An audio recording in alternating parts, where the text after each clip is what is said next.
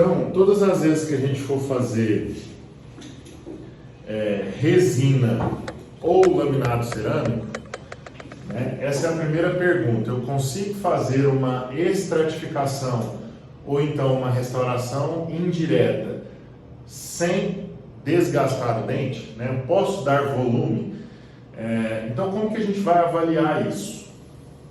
Olha só, tem um estudo do professor Pascal Magni, né, que ele fala que se eu conseguir dar um pouco de volume para o dente, né, mesmo ele já estando na posição ideal, eu consigo, nesse caso para laminado cerâmico, ser menos invasivo.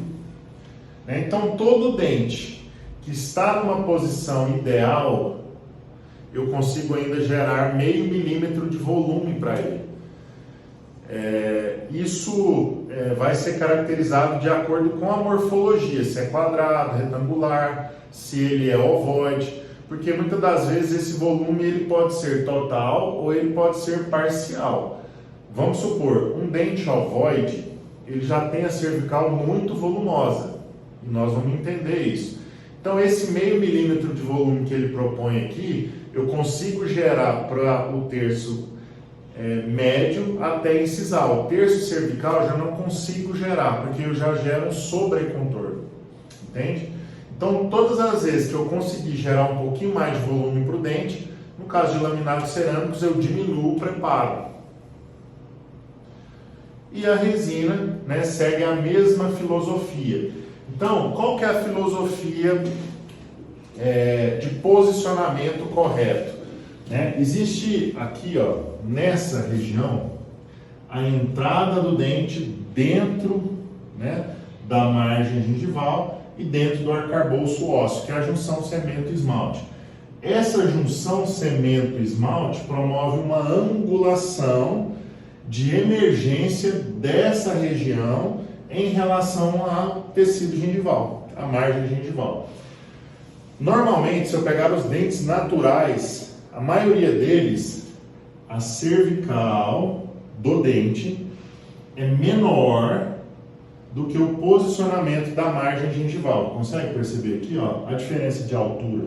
Por quê? Porque nessa região ele forma um ângulo de entrada, né, lá para dentro. A raiz ela faz isso. Então eu consigo um ângulo de emergência aqui e essa cervical sempre está aquém do volume da gengiva. Isso vai variar de morfologia dental e de fenótipo gengival. Por quê? Se eu tenho um dente fininho, uma margem gengival fininha, né, um fenótipo fino, associado a um dente ovoide, o que vai acontecer? Mesmo sendo natural, essa região cervical está no nível da margem ou além. Ela é mais volumosa, porque esse ângulo aqui ele vai se alterar por conta de ser um fenótipo fino e por conta de ser uma cervical mais volumosa, porque é um dente ovoide.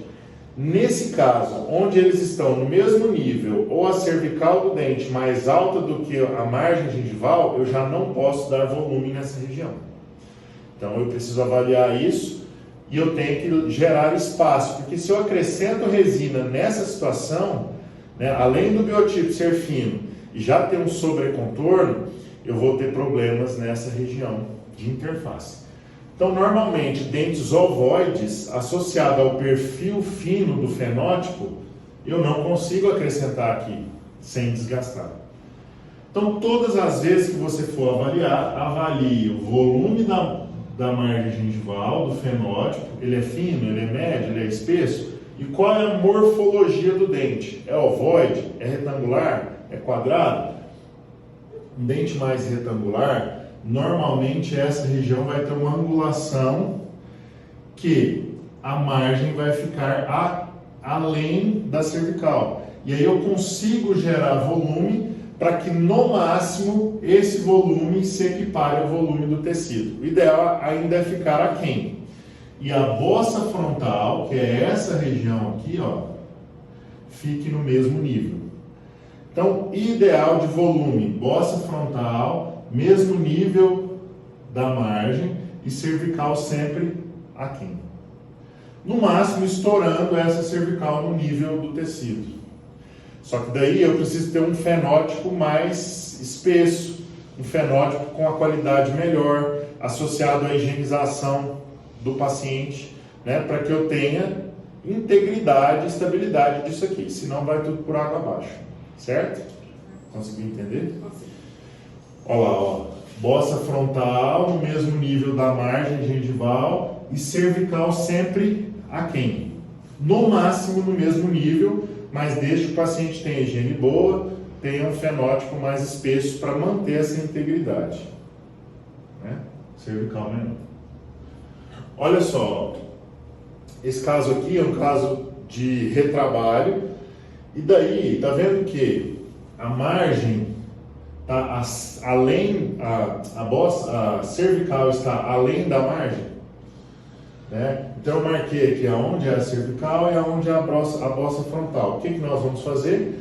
Tirar volume nessa região para que ela fique aquém do volume da margem e essa bossa fique no nível. Essa análise é sempre lateral, então quando você estiver avaliando o paciente, sempre olhe para ele de lateral, para que eu consiga ver a relação entre a margem e a cervical do dente. Ok? Olha depois de mudado como que fica, né? Então agora eu já consigo ver essa margem, que antes eu não conseguia ver, parece que estava tudo unido, né? E essa bossa no mesmo nível da margem. Olha a diferença de um para o outro. Então eu vou com uma... Nesse caso aqui, antigamente a gente fazia no modelo e tal, hoje dá para se fazer no digital, mas sempre a mesma análise. Remove o volume, né, para que ele fique nessas condições. Uma ideia, né, quando você tem um modelo, é olhar por incisal. Você tem que ver aqui, ó, a bossa e a margem.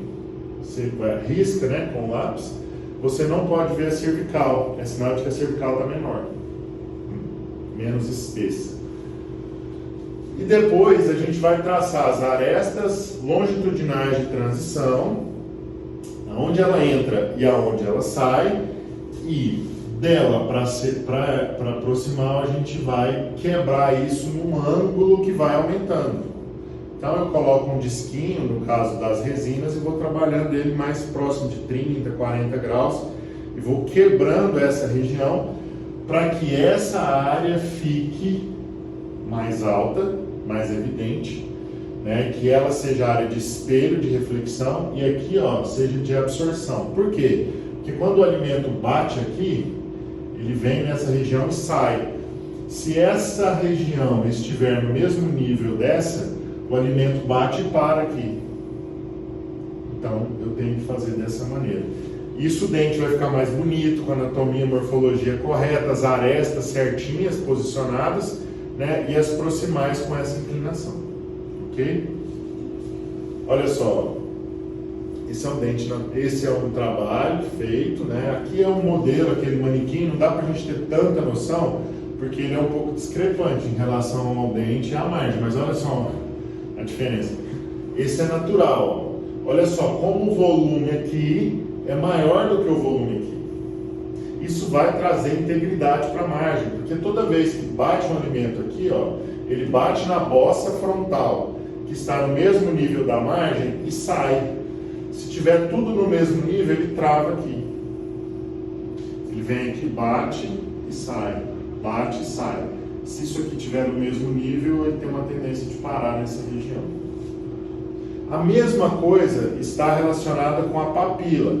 A aresta de transição tem que estar no volume relacionado com o volume da papila, no mesmo nível, e essa região de absorção de luz tem que ser menor do que o volume da papila. Isso é um erro grave também para laboratórios, para resina, porque isso aqui, ó, tá nesse nível e ele vem com a resina aqui e fecha, tudo no mesmo nível. Aí fecha tudo. Acúmulo de placa, acúmulo de alimento, inflamação de tecido, né?